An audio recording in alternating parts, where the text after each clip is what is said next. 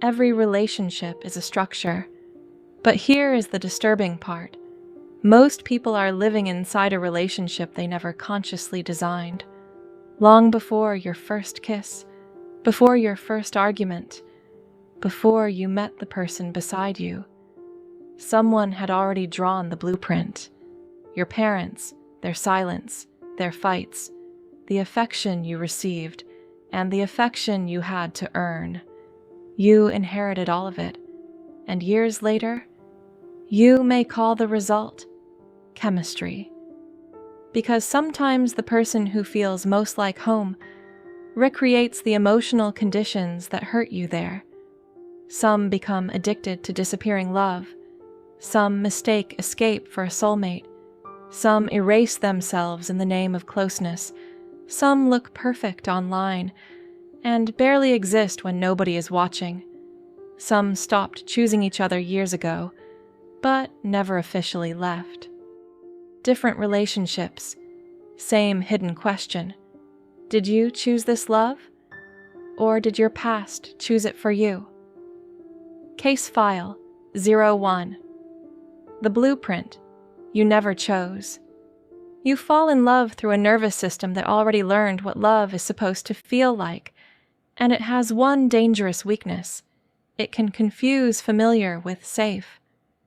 If you grew up monitoring moods, you learned to adjust yourself to keep the room calm. If affection arrived after achievement, you may have learned, if I perform correctly, I get to keep love. Then adulthood arrives. Someone gives you calm, consistent affection, no games, no chasing, no emotional emergency. And instead of relief, something whispers, where is the spark? But what if the spark wasn't chemistry? What if the spark was uncertainty? Partnership doesn't necessarily create your wounds. Sometimes it reveals where they were already hiding. Sometimes the person who triggers you is standing in the doorway of an old room, and your body remembers. So ask, when I am loved, do I become more myself? Or the version of myself that learned how to avoid abandonment? Because if love requires performance, you may be rebuilding the room you were trying to escape. Diagnostic 1, the love that keeps disappearing. Monday, they adore you. Tuesday, something changes. Their replies cool. Affection disappears. You replay conversations. You wonder what you did. Then, just when you accept they're gone, they return. Warm, present, intense. And the relief is enormous. That relief is the trap. Because your brain begins learning. Losing love makes its return feel more valuable. This is intermittent reinforcement, a slot machine wearing a heartbeat. Pull the lever. Nothing. Again. Nothing. Then. Jackpot. Soon you stop asking, why does this love keep disappearing? And start asking, when will it come back?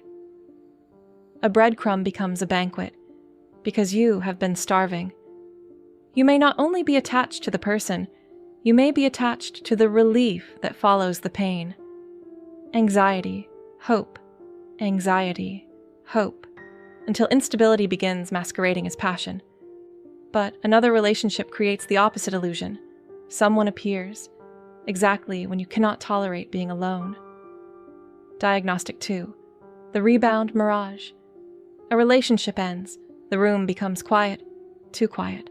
Messages stop, routines disappear. There is empty space in your bed, your weekends, your identity. Then someone arrives and suddenly you can breathe again.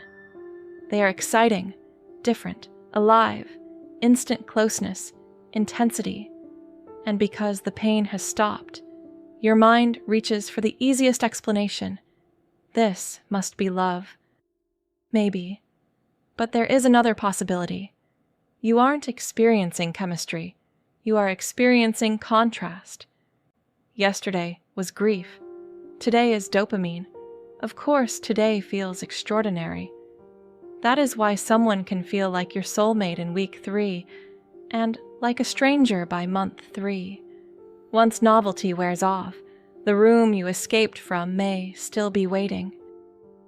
The mirage was never necessarily the person, it was the thirst. So ask, do I actually want them? Or do I want someone?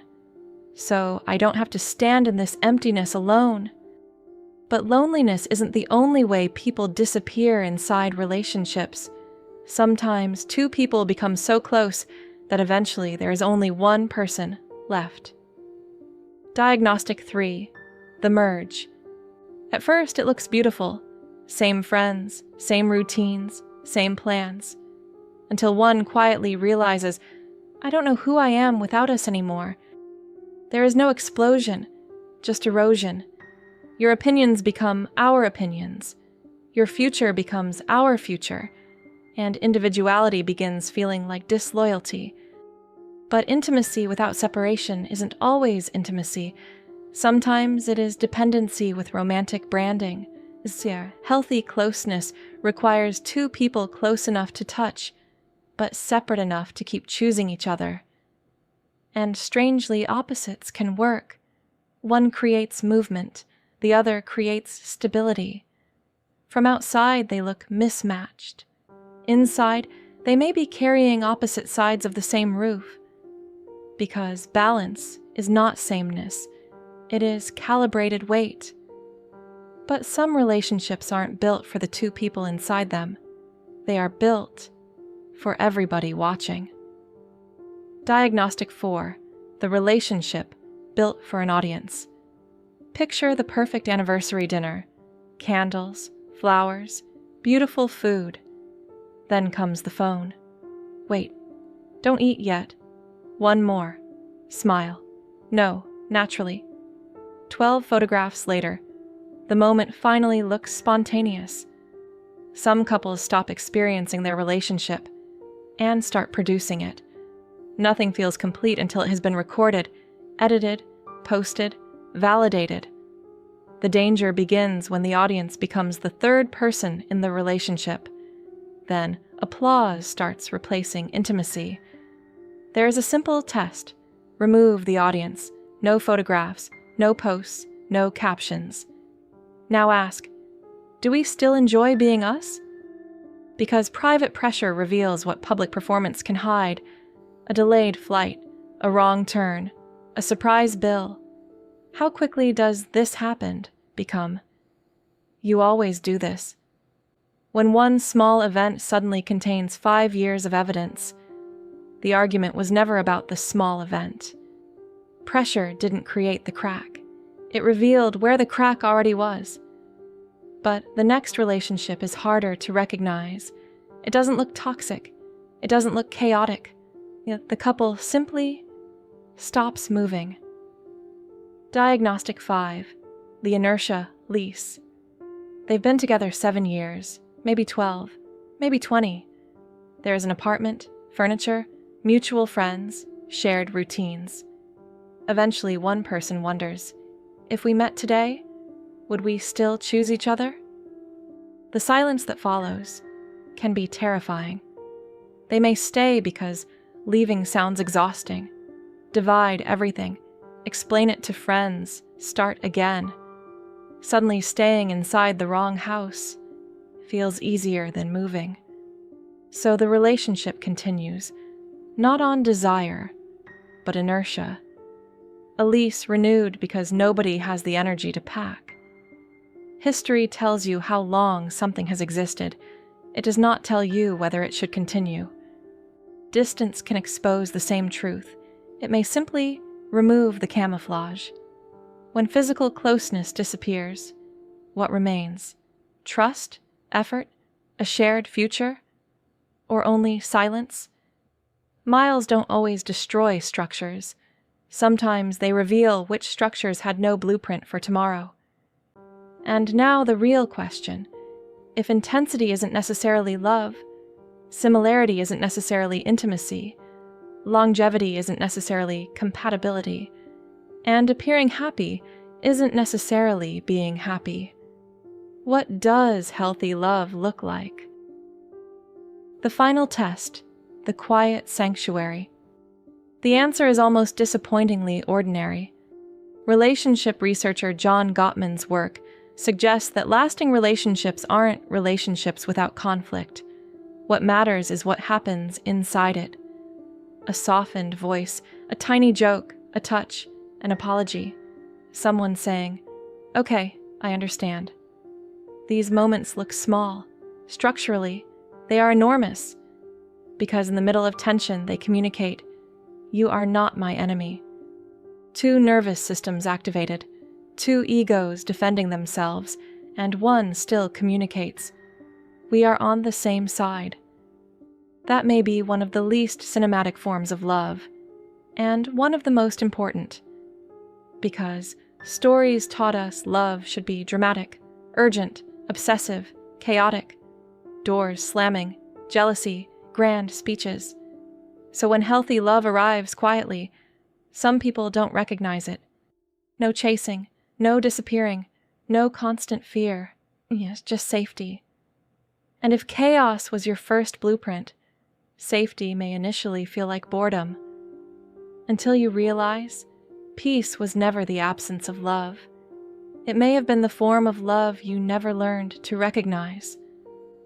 The strongest relationship is not a battlefield. It is not a stage. It is a sanctuary. A place where your nervous system does not have to audition, where silence isn't punishment, where disagreement isn't abandonment, where individuality isn't betrayal. And here's the hopeful part. A blueprint is not a sentence. Patterns can be noticed. Rooms can be rebuilt. You can stop confusing anxiety with attraction. You can stop calling instability passion. You can redraw the structure. But first, you have to see it. So look at the relationship you are building, not the photographs, not the years invested, not what your friends think. Look at the actual structure. Then ask, if nobody taught me that love was supposed to feel this way, would I still choose this? Because a relationship is more than a structure you can survive inside. It should be somewhere you would choose to live.